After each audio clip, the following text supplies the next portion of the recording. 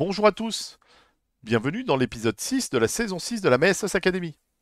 Nous allons voir aujourd'hui l'ordre du jour, sa préparation et son envoi avec la convocation à la réunion. Commençons par nous connecter à la plateforme, à mon club de démonstration qui est un Lions Club fictif utilisé qu'à des fins de formation. Et je vais aller dans le menu secrétaire, la partie réunion, saisie de l'ordre du jour. J'arrive dans un ordre du jour vierge, qui est l'ordre du jour de la prochaine réunion statutaire à venir dans mon calendrier des réunions. Si je désire écrire un ordre du jour pour une autre réunion, c'est très simple, il me suffit d'appuyer sur ce sélecteur et de choisir une autre réunion.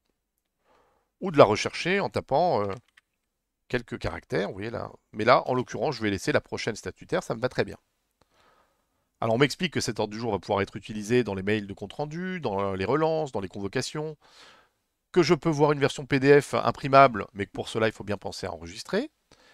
On me rappelle en dessous dans ce bandeau les réglages de ma réunion pour savoir si l'ordre du jour sera consultable uniquement par les membres invités à la réunion ou les autres, vous savez, pour les réunions de bureau ou de commission, est-ce qu'on partage avec tout le club ou uniquement avec ceux qui font partie du cercle.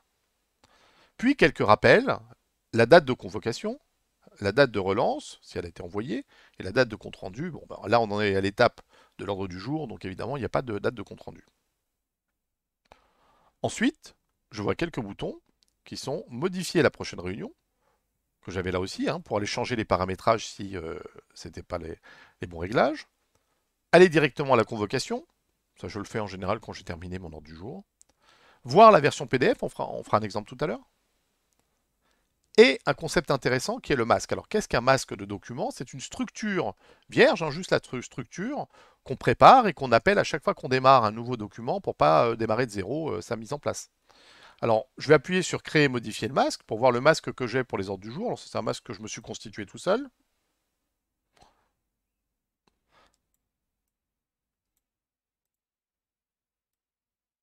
Alors, vous voyez, j'ai les différents points. Ça me va très bien, je vais le laisser tel quel, je le ferme. Et lorsque je démarre un nouvel ordre du jour, je peux tout simplement appuyer sur le bouton charger le masque, ce qui aura pour effet de me pré-remplir l'ordre du jour avec cette structure. Alors, je vais vous expliquer maintenant comment utiliser l'éditeur en ligne pour cet ordre du jour. Il faut savoir que c'est le même éditeur pour les comptes rendus, les ordres du jour, les actualités, les éditos du président, les communications pour les manifestations. Enfin voilà, c'est le même éditeur pour toute la plateforme. C'est ce qui va nous permettre de travailler à tout notre contenu partout dans la plateforme. Quand vous le maîtriserez, bah, vous serez à l'aise partout. Donc nous revenons à cet éditeur. Et vous voyez que nous avons certains menus, comme par exemple format, qui va vous permettre de choisir le format de caractère, de choisir des formats prédéfinis. Alors je vous suggère vraiment d'utiliser ces formats prédéfinis puisque nous les avons réglés pour apparaître de la même manière sur toutes les plateformes. Lorsque vous voulez effacer une mise en page sur un format, c'est très facile. Il faut tout simplement appuyer sur effacer la mise en forme.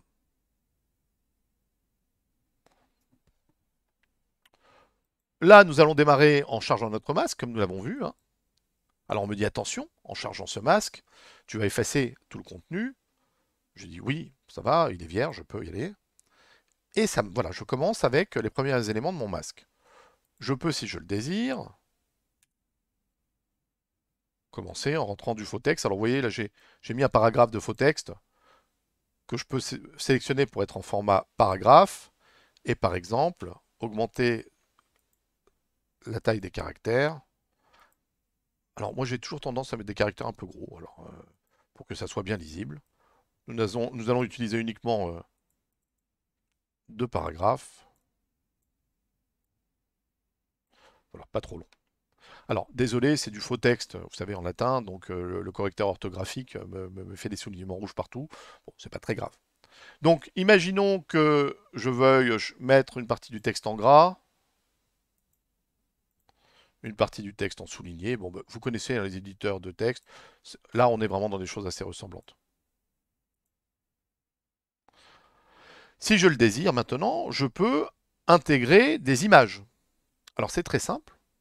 pour intégrer les images, je place mon curseur à l'endroit où je veux rajouter une image et je vais appuyer sur ma galerie média. En effet, pour pouvoir rajouter des images, je vais d'abord être obligé de les téléverser dans le système afin de les archiver et de les rendre disponibles en ligne. Parce que quand on utilise des images de son ordinateur, il peut arriver que ces images soient présentes chez vous, mais finalement pas quand vous distribuez le document.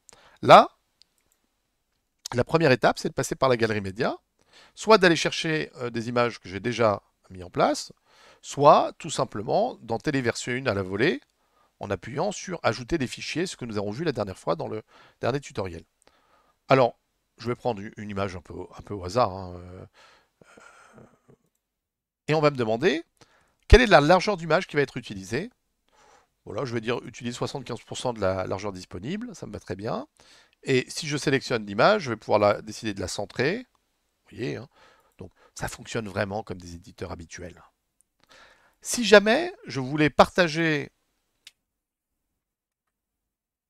Alors, vous voyez, je continue. Et je désire partager le lien vers un document.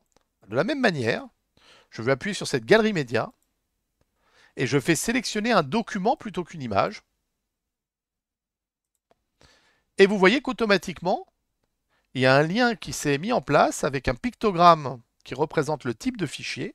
Et tous les fichiers de type Office, c'est-à-dire PowerPoint, Excel, Word, PDF, sont disponibles. Et automatiquement, il y a un lien qui apparaît. Si je clique sur ce lien, je télécharge le document qui a été lié.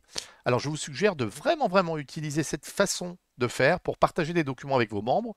Parce qu'après, quand on envoie par mail, que ce soit dans une campagne ou dans une convocation, une pièce jointe, ça alourdit le mail, ça nuit à la délivrabilité, alors qu'une pièce liée est un lien qui ne pèse rien et qui ne nuit en rien à la délivrabilité.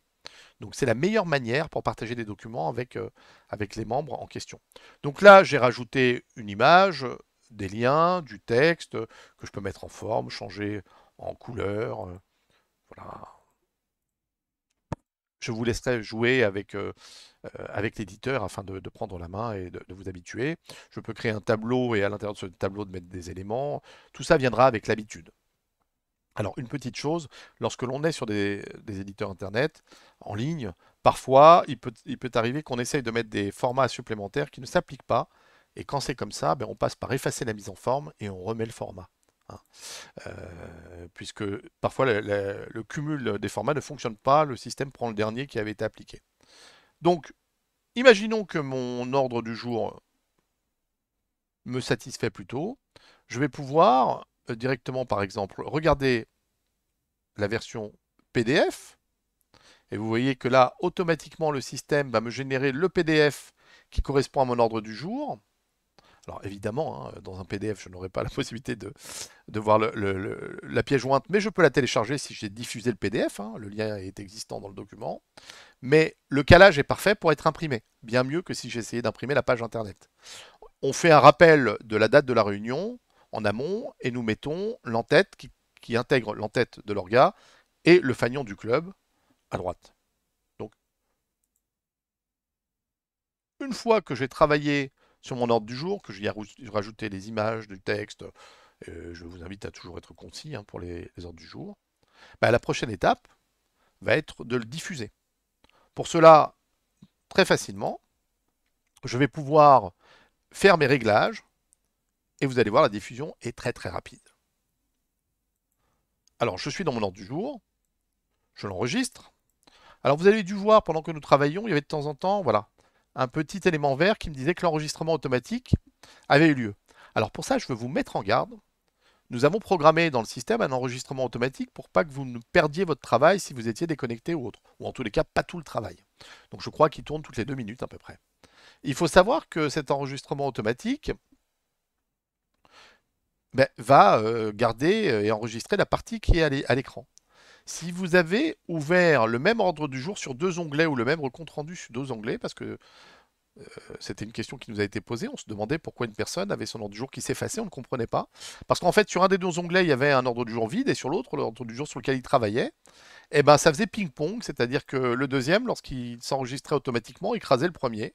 Eh ben, le dernier qui avait enregistré avait raison, entre guillemets. Et donc, je vous invite à faire très très attention de ne pas avoir le même document ouvert sur plusieurs onglets en édition, puisque l'enregistrement automatique pourrait vous jouer des tours. Donc, maintenant, je vais diffuser mon ordre du jour. Donc, c'est très simple. Je vais appuyer sur le bouton convocation à la prochaine réunion. Je pourrais passer, si je le désire aussi, hein, par le menu, hein. Mais là, j'ai un raccourci. Je vais appuyer sur convocation à la prochaine réunion. Alors, la date, le 3 juin. Vous voyez que j'ai les informations. J'ai un gros bouton envoyer. Et j'ai l'ordre du jour qui est coché dans les options à gauche. C'est-à-dire qu'il va être intégré automatiquement dans le mail, mis en page, adapté pour pouvoir se présenter au mieux possible dans le mail. Alors vous voyez que mon mail de convocation s'est monté tout seul, hein, s'est mis en page tout seul, avec l'ordre du jour tel qu'il était prévu. Alors l'image a été retaillée pour rentrer sur la largeur d'un mail. Et en dessous, ben, la convocation à la réunion où chaque membre peut appuyer pour dire s'il vient ou il ne vient pas. Dans les autres réglages dans mon ordre du jour à gauche, j'ai donc, comme une première convocation a été envoyée ou une relance, j'ai le choix, invitation qui part à tous les invités ou relance qui ne part qu'à ceux qui n'ont pas encore répondu. Donc c'est pas à vous de gérer cette liste, le système se débrouille. Euh, je peux décider donc d'intégrer l'ordre du jour ou pas, si je l'ai déjà partagé, hein. Et là il s'enlève, vous voyez, de mon mail. Je peux rajouter un petit message.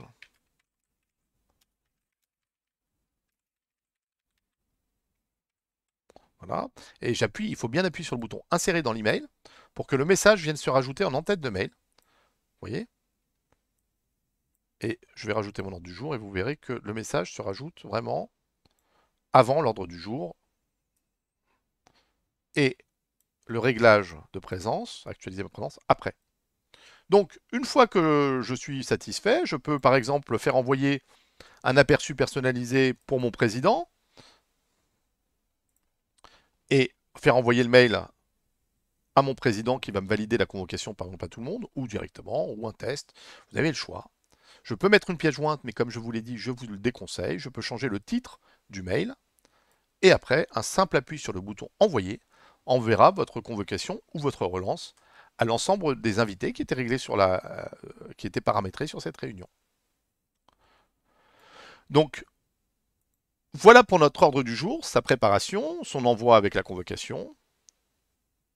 J'espère que cette fonctionnalité vous sera très utile et vous verrez, elle vous fera gagner un temps fou dans votre organisation de club.